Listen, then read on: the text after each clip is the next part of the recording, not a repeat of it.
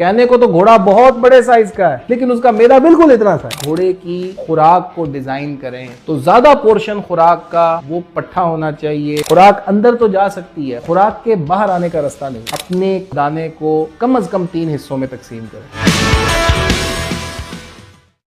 अस्सलाम वालेकुम, this is Ali Fawad, your horse riding coach. क्या आप जानते हैं कि घोड़ा वॉमिट नहीं कर सकता? जैसे इंसान उल्टी करता है, तय करता है, इस तरह घोड़ा वॉमिट नहीं कर सकता। आपने बकरियों को भी देखा होगा, भैंसों को भी देखा होगा कि वो बाज़ औक़ात जुगाली करते हुए वॉमिट कर देती हैं। जो खुराक उनके मैदे को सूट नहीं करती वो वॉमिट आउट। घोड़े को नोटिस कीजिएगा कि वो कभी क्या नहीं करता। इसकी क्या वजह है? घोड़े का डाइजेस्टिव सिस्टम यानी निज़ामे हाजमा, उसके अंदर ऐसी कौन सी क्वालिटी है? नंबर 1, घोड़े का जो निज़ामे हाजमा है, घोड़ा खुराक जब खाता है तो वो खुराक की नाली से गुजरती है। खुराक, इसको हम कहते हैं ओसोफेगस। इस खुराक की नाली के बाद वो एक स्टमक में जाती है, एक मैदे में जाती है, जो बिल्कुल इतना रग्बी बॉल जितना है, इससे ज्यादा बड़ा नहीं। कहने को तो घोड़ा बहुत बड़े साइज का है, लेकिन उसका मैदा बिल्कुल इतना सा है। घोड़ा भागने के लिए बना है, फेफड़े उसके बड़े हैं, लेकिन स्टमक बहुत छोटा है। लेकिन जो इंटेस्टाइन है उसका साइज बहुत बड़ा है। एक लंबी सी इंटेस्टाइन होती है जो कि बाद में जानवर खुराक को एक्सक्रीट करता है। तो इस ओसोफेगस के अंदर, इस खुराक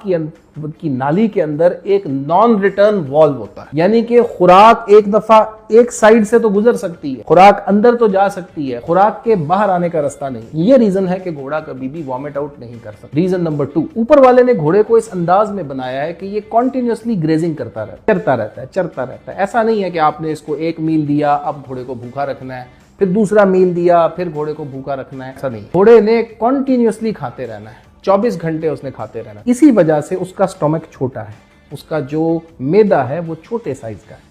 खुराक आती है, फौरन हजम करती है और आगे निकल। गट सिस्टम जो है घोड़े का वो कॉन्टिन्यूस प्रोसेस में रहता है। अब अगर हम कोई ऐसी चीज घोड़े को देंगे जो उसका हाजमा उसको डाइजेस्ट करने के लिए नहीं बना, ऐसी हैवी किस्म की खुराक उसकी एनर्जी बढ़ाने के लिए अगर हम देंगे, तो घोड़े के अंदर बदहजमी पैदा हो जाएगी। और ये इंतहाई फेटल होता है घोड़े के लिए कि घोड़ा उल्टी कर नहीं सकता। बीच में बदहजमी का शिकार कुछ खुराक हो गई, घोड़े को कॉलिक हो जाती है, गैस पैदा हो जाती है, घोड़े को कॉलिक हो जाती है और घोड़े इससे मर भी जाते हैं। ये इंफॉर्मेशन आपको देने का मकसद ये है कि जब भी आप घोड़े की खुराक को डिजाइन करें, आप इस बात का ध्यान रखें कि बुनियादी तौर पर घोड़ा चरने वाला जानवर है, तो ज्यादा पोर्शन खुराक का वो पट्ठा होना चाहिए, हे होनी चाहिए, वो घास होनी चाहिए। जो मैदा घोड़े का, ये वो खुराक है जिसको हजम करने के लिए घोड़े का मैदा बना। और जब आप घोड़े को दाना दें, क्योंकि जब आप राइडिंग करते हैं तो ज्यादा एनर्जी की जरूरत होती है, घोड़े को कॉन्सेंट्रेट दें, दाना दें, तो उनको भी छोटे छोटे पोर्शंस में डिवाइड कर